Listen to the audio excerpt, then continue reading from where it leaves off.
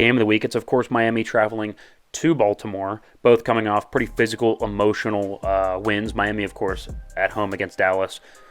Baltimore on the road in that Monday night game against San Francisco. So normally, again, if it was Miami, came off of a pretty average win, right, dominated, and Baltimore came off of a really, really emotional game, I'd say they drop back a little bit. Obviously, now both teams coming off that physical, emotional win. Are they going to drop back? Who knows? Maybe, but they're both going to be at that same level, you know? So even if both have an emotional letdown, they're still at that same starting point. If I had to lean a direction, I'd go Baltimore. I think they're the more physical team. I picked Baltimore in prediction. I think they're the more physical team. In terms of keys to win, we'll start with Miami because they are the underdog. They are the visiting team.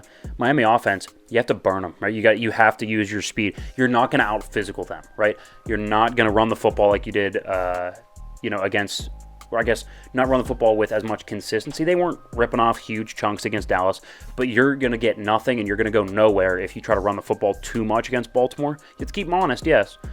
But you have to be able to hit Tyreek, Jalen Waddle, because again, like I mentioned, if there is a hole on Baltimore, it's that second and third corners, right? So lining Tyreek up in the slot, getting Jalen Waddle, against the safety, stuff like that. And I think Mike McDaniel can do that because his schemes are so good. So that's going to be your key to win there. For the Miami defense, you have to control the second play, right? They talked about on the broadcast, Lamar Jackson is a two-play player, right? The play that's called, and then the play that happens when the play breaks down, right? Yes. You have to control that second play, right? Scramble drills, trying to keep them hemmed in as much as possible, maybe a spy, stuff like that, to try to control the second reaction plays. Mm-hmm. You can live with the first reaction plays. That's what you're more trained to do as a football player. You can live with that.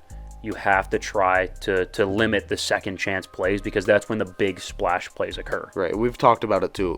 Making teams play left-handed, the Bill Belichick method, where you take away the one thing that they do really, really well and make them beat you another way. The best thing that Baltimore does offensively is let Lamar cook. Let Lamar do whatever he can with the football, run around, extend the play, wait for everything to break down on the defense, and then hit you over the top for a 75-yard dot. Yep. So you can't let the Ravens do that.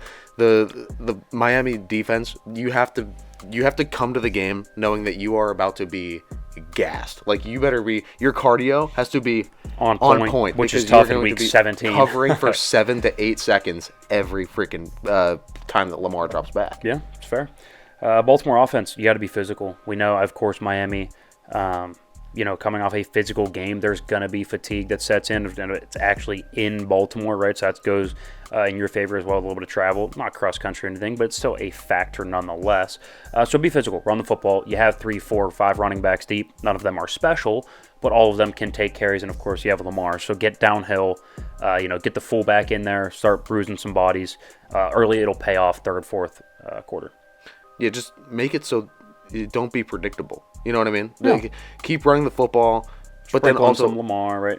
Play action is going to be your best friend in this game. Getting those linebackers to come up and then hitting them over the top, especially because they're going to be so worried about Lamar off play action being able to orchestrate something himself. Well, because he is very good off play action. Right, so. But if they're going to have to commit somebody to be a spy on Lamar, that's going to open up stuff downfield anyway. 100%, yeah. For the Baltimore defense, you have to take away that first window throw. We talk about this all the time when we're talking about Miami. It's quick rhythm timing plays. Greg Cosell says it all the time.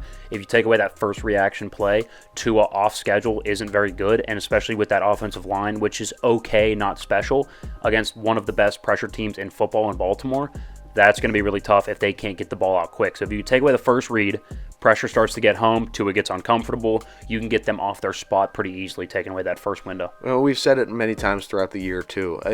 Tua is noticeably worse when he's under pressure. And for the record, most quarterbacks are, by the way. Yeah. Like, that's not, like, Tua specific. No, but he has lost almost every game that there's a solid pass rush, right? Yeah, like he I think lost that's against fair. the Bills. I'm surprised that they held up against Dallas. Right. And that's just kind of another, what we were talking about earlier, Micah Parsons not playing up to the level that he's used to at this point. But, no, I think if you get pressure on Tua, you can kind of have your way. I don't think the Miami offense is going to be as dominant if you can get pressure and if you can get after Tua and hurry him up a little bit. Like you said, outside of the timing throws, Tua doesn't really impress me all that much. Yeah, that's fair. Score prediction. Ooh, what did I say earlier? I feel like I already did one, but I totally forget. So if it's different, shoot me. I think I said low scoring, 23-17. Is that what I said? Maybe that was a different game. Like I don't know. 23-17? Because we have Baltimore -4. Sure, 23-17 sounds 23-17? good. Yeah. I'm going to go higher scoring, 33-28. All right, fair enough. 33-28, I feel like that's solid. Yeah, I think the first time you said 32-26 or something like that. Yeah. Oh, yeah, because I said weird numbers. Oh, so yeah. very similar. Close Yeah. enough. Anyway. That's all. Give us the outro.